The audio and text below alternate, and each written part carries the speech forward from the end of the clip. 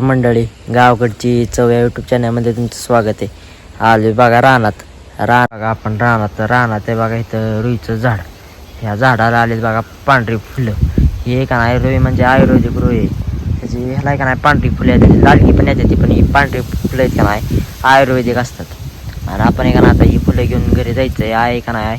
Video तुम्हाला काय काय फायदे आहेत ते सांगेल. ही अशी रुईची फुलं असतात. असे ह्याच्या न उमारलेली सुद्धा फुलं असतात आणि मी उमारलेली सुद्धा आणलेली आहेत. आता रुईतना अशी पांढरी फुलं असतात आणि लालची पण फुलं असतात. आणि ही पांढरी फुलं आहेत का नाही ती आपल्या दम्यासाठी, म्हणजे ज्यांना दमा जर असं का नाही त्या दम्यासाठी आणि आपल्या महिलांच्या बरेच समस्यांवरती का नाही हे रुईची फुलं चालत असतात. एकदम आयुर्वेदिक उपाय ह्या रुईच्या फुलांचा. आता महिलांच्या समस्या म्हणजे काय की पाळे आल्याच्या नंतर मी बघा म्हणजे काय महिलांचं का नाही सफेद अंगावरती जात असतं. मग ते सफेद अंगावरती जात असतं का नाही त्यासाठी ही फुलं आणायची आणि ती का नाही आपल्या देशी गाईच्या तुपात ती तळायची आणि रोज सकाळी का नाही चहा प्याने अगोदर म्हणजे अनुषा पोटी का नाही ही जर तुम्ही एक फुल जर रोज खाल्लं ना असं सलंग 6-7 दिवस जर केलं का नाही तर महिलांच्या समस्या का नाही एकदम दूर होत्यात. आणि दुसरी गोष्ट का नाही ज्यांना दमा असतो का नाही त्यांनी सुद्धा ही का नाही फुलं तुपात तळून खायची. टाकायला सुद्धा एकदम गुणकारी अशी आहेत. आता ही फुलं का नाही आपण आणलेली आहेत ना ही कशी करायची तुम्हाला सांगते. आता ह्याला जे तुरा आलेला असतो ना बघा ही फुलून आणलेले आणि ह्याच्यामध्ये का नाही एक असं का नाही बिरा असतं. ह्या पद्धतीचं बिरा असतं हे आपल्याला काढून घ्यायचे. हा हे असं काढून घ्यायचं. प्रत्येक फुलातलं ही बीर काढून घ्यायचं. झाडाला ना थोडीशीच मला फुलं घालते एक तरी डिस भरून घ्यायचं. रानामध्ये का नाही किंवा ह्या निसर्गामध्ये का नाही भरपूर अशी आयुर्वेदिक झाडं सुद्धा असतात. फक्त त्याचा फायदा आपल्याला काय येत ना ही माहीत नसते. आता ह्या रुईचा चिप जर तुम्ही जर आपल्याला काटा जरी मोडला का नाही आणि त्याच्यावरती ती रुईचा टिपका जरी सोडला का नाही तरी तो काटा निघून जात असतो. किंवा एखादी जखम झाली तर त्याच्यावरती सुद्धा रुईचा चिप जरी सोडला तरी सुद्धा चांगला असतो.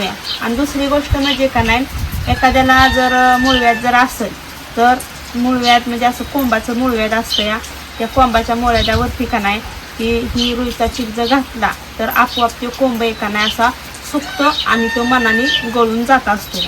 असं भरपूर असं का नाही ह्या निसर्गामध्ये भरपूर असे झाडं वेली जे आहेत जे आयुर्वेदिक उपाय करून आपल्याला देत असतात पण ती माहीत नसतात ना आपल्याला. आता सगळी बघा ही असं का नाही ह्या फुलांचं बी मी काढून घेते. फुलं मी अगोदर धुतली होती आता स्वच्छ निवडून घेतलेली. इथं हा का हे असं बी त्यातलं निघतं. असं जे खराब एखादं जर फुलं असेल तर आपण ती घ्यायचं नाही. आता ही फुलं चांगली मी नीट करून घेतलेली. इकडं चूल सुद्धा पेटलेली. आता ह्याच्यावर कढई ठेवायची आणि फुलं तळायला आपल्याला का नाही तूप लागतं. तुम्ही देशी गाईचं तूप घेतलं तरी सुद्धा चालेल आणि देशी गाईचंच तूप असावं. म्हणजे काय होतं का नाही आपल्या पोटाला सुद्धा तुपापासून एका नाही मवारी मिळत असते किंवा एखाद्याला पोटाचा त्रास असेल तर त्यांनी का नाही रोजच्या जेवणात एका नाही तूप तरी ठेवलं का नाही तरी आपल्या पोटाला लय आराम मिळत असतो. इकडं चांगली चूल पेटलेली आणि कढई पण गरम व्हायला लागली. आता हे आपण तूप ह्याच्यात घालायचं. जास्त काही तूप लागत नाही ह्याला तळायला कारण आपण एकदम फुलं टाकणार नाही. 2-2, 3-3 करून फुलं टाकून तळून घ्यायची. तूप घातलेलं चांगलं गरम झालंय. आता आपण फुलं टाकून बघूया. बघा मस्त अशी फुलं लगेचच उमलतात. तळताना मात्र अशी चांगली कडक फुलं तळायची.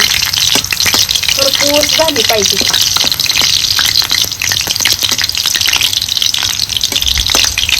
तुपात फुलं तळली ना की रंग बदलतो.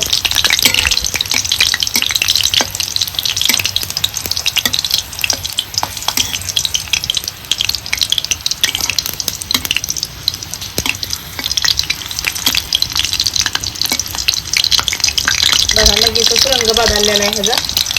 बघू शकता तुम्ही. अशी खरपूस ठेवून घ्यायची. आता ह्या डिसात मी काढून घेते. कडकपणा आला पाहिजे फुलाला ह्या.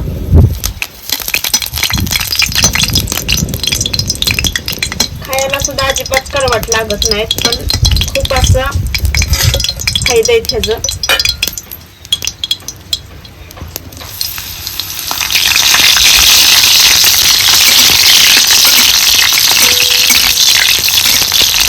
जास्त वेळ सुद्धा लागत नाही आणि दुसरं काही सुद्धा आपल्याला ह्याच्यात पदार्थ घालायचा नाही, फक्त रुईची फुलं आणि तूप.